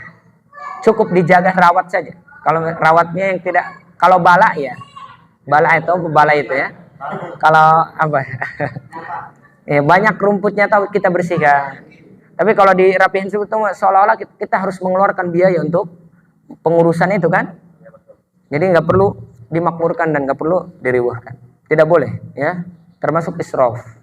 Jadi tapi kalau misalkan sudah jadi kemudian dirawat ya nggak jadi masalah. Tapi jangan diniatin. Jangan niatin menjaga supaya jadi keren. Supaya apa? Supaya nanti ketika sudah berlalu bertahun-tahun, tempat itu bisa digunakan dengan yang lain kalau misalkan sudah habis semuanya. Tulang-tulangnya sudah tidak ada. Dengan syarat tulang-tulangnya sudah tidak ada di mana? Di kuburan. Biasanya berapa tahun? Lama kan ya? Jadi habis tulang itu. Jadi biarkan nanti setelah itu kan datang dipakai lagi sama yang lain, pakai lagi sama generasi yang lain gitu. Terus ini kan nanya, kalau jenazah PPI saya itu kan dimakamkan di Malang. Tapi ada sebagian keluarga yang ngotot ini dipindahkan ke Bandung, bukan ke tempat lainnya. Mungkin nanti setelah 1 atau 2 tahun kemudian, apa itu boleh apa enggak? Hukum asal memindahkan mayit yang sudah dikuburkan tidak boleh. Tidak boleh. Ya, kecuali dengan dalil syar'i. Contoh dalil syar'i itu ya karena memang tempat itu jadi pembangunan jalan. Ya, jadi tol, maka boleh itu dipindahkan kuburannya. Ya, boleh dipindahkan kuburannya. Tapi kalau misalkan tidak boleh dipindah-pindah. Ya, bahkan para ulama mengatakan haram memindahkan kuburan yang tidak dalil syar'i, tidak ada dalil syar'inya. Biarkan dimanapun dimanapun dia dikuburkan, insya Allah nanti kita dibangkitkan. Kalau kita soleh semuanya, kita bakal bersama di akhirat insya Allah. Ya, apa kata Allah dalam Al-Quran itu? Ya, alhaqnahum dzurriyyatahum. Jadi mereka nanti berjumpa dijumpakan oleh Allah dengan siapa? Dengan keluarga mereka. Kalau soleh mau dimanapun dikuburkan di sini.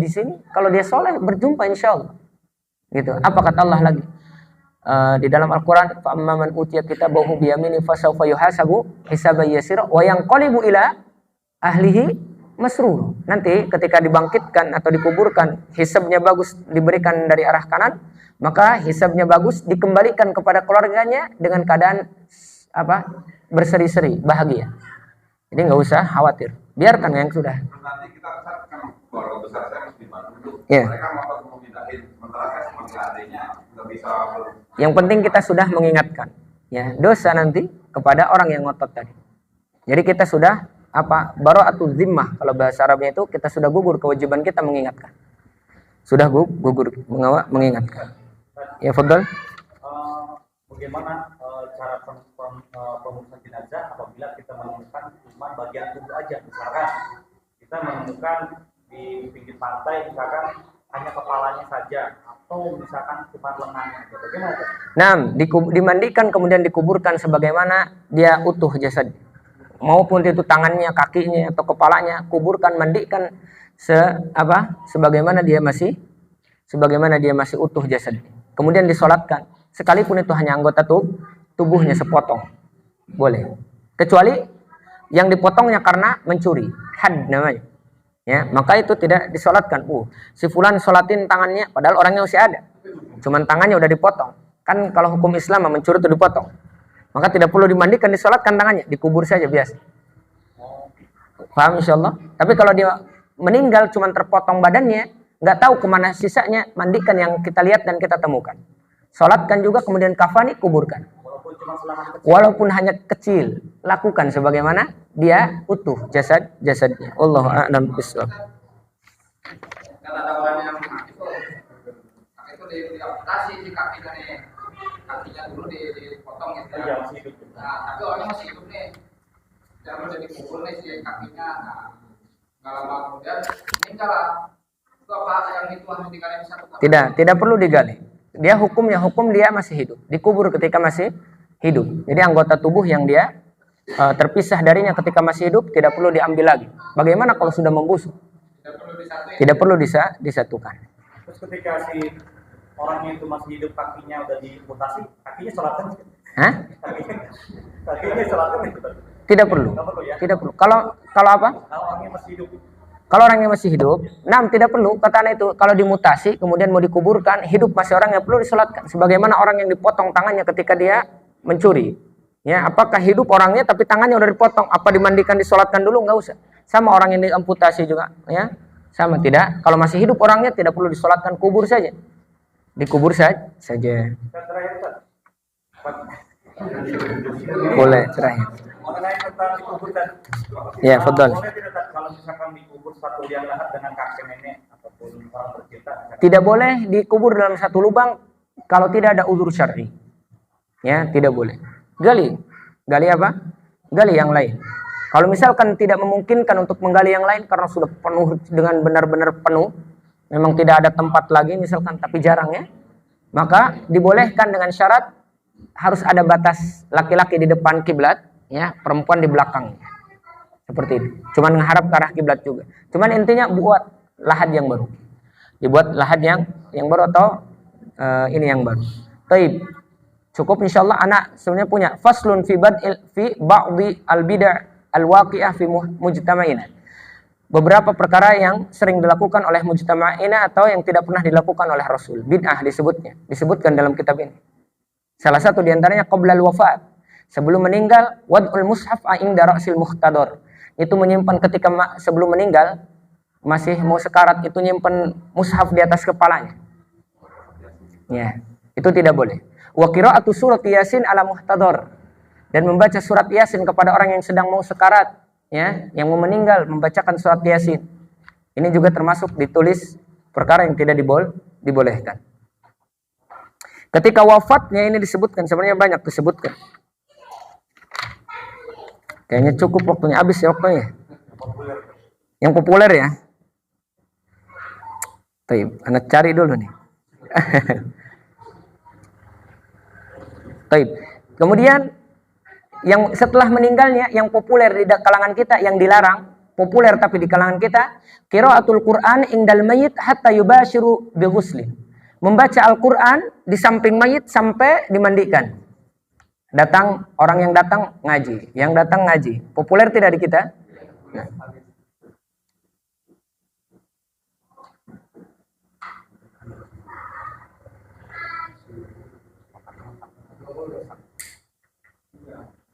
Syaqul rajuli thawb 'alal ab wal akh. Nah, biasanya yang memotong baju, ya, kalau keluarga itu harus bapak atau harus saudara. Ada nggak di kita? apa ya ininya, jarang kali ya. Ya, alhamdulillah kalau siapa aja berarti nggak ada. Karena kalau di Timur Tengah itu ada keyakinan yang memotong baju yang meninggal itu harus bapaknya atau enggak saudaranya. Ya, ada seperti itu. Bahkan ada juga yang memandikan, tidak dimandikan mayit itu sampai berhari-hari. Ya, tidak dimandikan sampai berhari-hari. Ada juga sampai nunggu saudaranya, atau ada juga yang keyakinan bahwasanya itu bisa meringankan azab kubur. Ada juga yang berkeyakinan seperti itu. Itu ketika sudah meninggal. Hanya ringkas saja. Khurujul bil janazah wassalatu 'alaiha. Ketika jenazah diangkat dan mau disolatkan, ada diantaranya kesalahan atau yang sering dilakukan oleh manusia. I'tiqadu ba'dihim annal janazah idza kanat sholihatan khaffat thiqluha. Ada keyakinan orang kalau dia soleh ringan dibawanya. Padahal tidak demikian. Walaupun dia soleh, kalau berdanya gemuk ya berat aja. Ya, Pak Herman? Benar nggak? Jadi tidak boleh ada keyakinan ringan amat padahal gemuk orang. Ya, tidak boleh ada keyakinan seperti itu. Khawatir nantinya kalau di orang awam, iya, masya Allah. Jadi ada keyakinan yang keluar daripada syariat Islam. Kemudian ibtalu fis sayri biha, melambatkan perjalanan atau ketika melangkahkan kaki bawa si mayit lambat. Ini tidak boleh. Tahu lambat? Selangkah lambat, 2 langkah lambat, 3 langkah, tidak boleh. Bahkan harus disegerakan. Makanya asri'u bil janazah, kata Rasulullah apa? Segerakanlah jenazah. Ulah lumpat ya. Maksudnya bukan lambat, bukan lari juga, bukan. Maksudnya disegerakan. Ya. Dan bukan sambil joget-joget ya.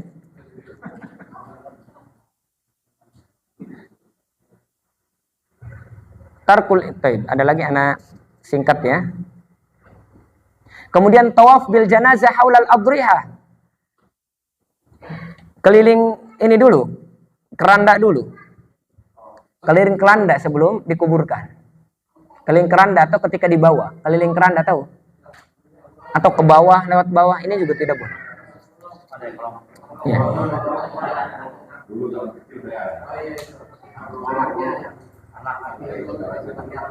Kemudian yang selanjutnya talqinul mayit fil qabr, mentalqin mayit di kuburan. Ini tidak boleh. Dan sedekah di kuburan juga tidak boleh. Talqinul mayit di kuburan ada kan? Talqin? Nah, selanjutnya setelah meninggal, ini kesalahan yang sering dilakukan, ijtima' fi makanil ta'ziyah, kumpul-kumpul untuk takziah. Ya, dan tidak boleh mengkhususkan takziah itu harus di rumah. Takziah itu kalimat ucapan yang baik bagi ahlul mayit. Kalau ketinggalan atau kalau dia tidak harus ke rumahnya, ketemu di masjid, doakan takziah. Jadi takziah itu nggak harus ke rumahnya. Jadi tidak boleh mengkhususkan tempat takziah di rumahnya saja. Jadi kalau kita ketemunya hanya di sini, belum sempat nyolatin atau belum sempat apa, tiba-tiba ketemu di masjid sholat, takziah kita. Apa sih arti takziah? Menghibur. Menghibur itu dengan apa? Doakan semoga bapak antum diterima oleh Allah, ibu antum diterima oleh Allah, amalannya diampuni, dosa-dosanya, sabar, semoga Allah menggantikan dengan lebih baik, semoga engkau diberikan kesabaran yang jauh. Itu takziah. Di masjid, nggak usah di rumah. Ya, jadi ijtima' fi makanil takziah. Jadi kumpul-kumpul takziah itu harusnya di rumah aja, kayaknya nggak boleh. Menentukan tempat. Bahkan tahdidul takziah bi salasati ayyam. Nah, kita boleh mentakziah 3 hari, tapi jangan dibatasi terus. Jadi kalau kita menemukan dia, kita nggak sempat ketemu, ya udah 3 hari mah nggak perlu takziah lah. Ya, 6 batasannya 3 hari. Kalau misalkan kita ketemu dia. Tapi kalau misalkan kita tidak ketemu, boleh ketika 7 hari, udah 7 hari kita baru ketemu dia, 8 hari baru ketemu dia, atau berapa 10 hari baru ketemu dia, kita takziah tetap. Ya, batasannya takziah itu memang sampai 3 hari. Tapi tidak boleh bagi orang yang tidak ketemu dia, belum bertakziah, tidak dibatasi 3 hari. Jadi kalau 4 hari dia baru ketemu, ya nggak apa-apa takziah. Takziah itu artinya menghibur. Kenapa sih tidak boleh lebih dari 3 hari? Karena akan mengulang kesedihan, dan itu tidak boleh. 7 hari, 40 hari, itu kan mengulang kesedihan. Ini yang tidak boleh. Masih banyak. Insya Allah nanti kita bahas di pertemuan selanjutnya, kapan-kapan ya, insya Allah. Oh, satu lagi apa nih? Kalau misalkan ikan ada tetangga yang suka meninggal ikan alam, kan nggak mungkin. Nah kalau kita temenin di situ, Nemenin kalau keluarga kita boleh. Kalau keluarga kita boleh. Nah, kalau kita tetangga, kalau bisa jangan berkumpul-kumpul di rumah si mayit. Kalau misalkan sudah apa? Walaupun apa? Makanya para ulama mengatakan ibtalul amal li ajli mayit tidak boleh. Kita ya, yang punya pekerjaan sampai kita nggak kerja disebabkan karena mayit. Padahal yang ngurus sudah ada. Itu tidak boleh juga. Lanjut saja kita bekerja. Kalau kita ada waktu untuk menyolatkan, alhamdulillah. Kalau tidak dapat, boleh kita doakan. Takziah nanti ke si mayit. Jangan sampai nunggu lama di rumah ini. Ya. Lama gitu kadang gitu. Begadang mending jangan. Ya. Ya, mending jangan. Ya. Banyak pembahasannya di dalam kitab ini sebenarnya. Dan saja belum anak sampaikan semuanya. Ya. Cukup insyaallah itu ya. Alhamdulillah, aku qouli hadza, kita tutup dengan doa kafaratul majlis. Subhanakallahumma bihamdika asyhadu an la ilaha illa anta astaghfiruka wa atubu ilaik. Assalamualaikum warahmatullahi wabarakatuh.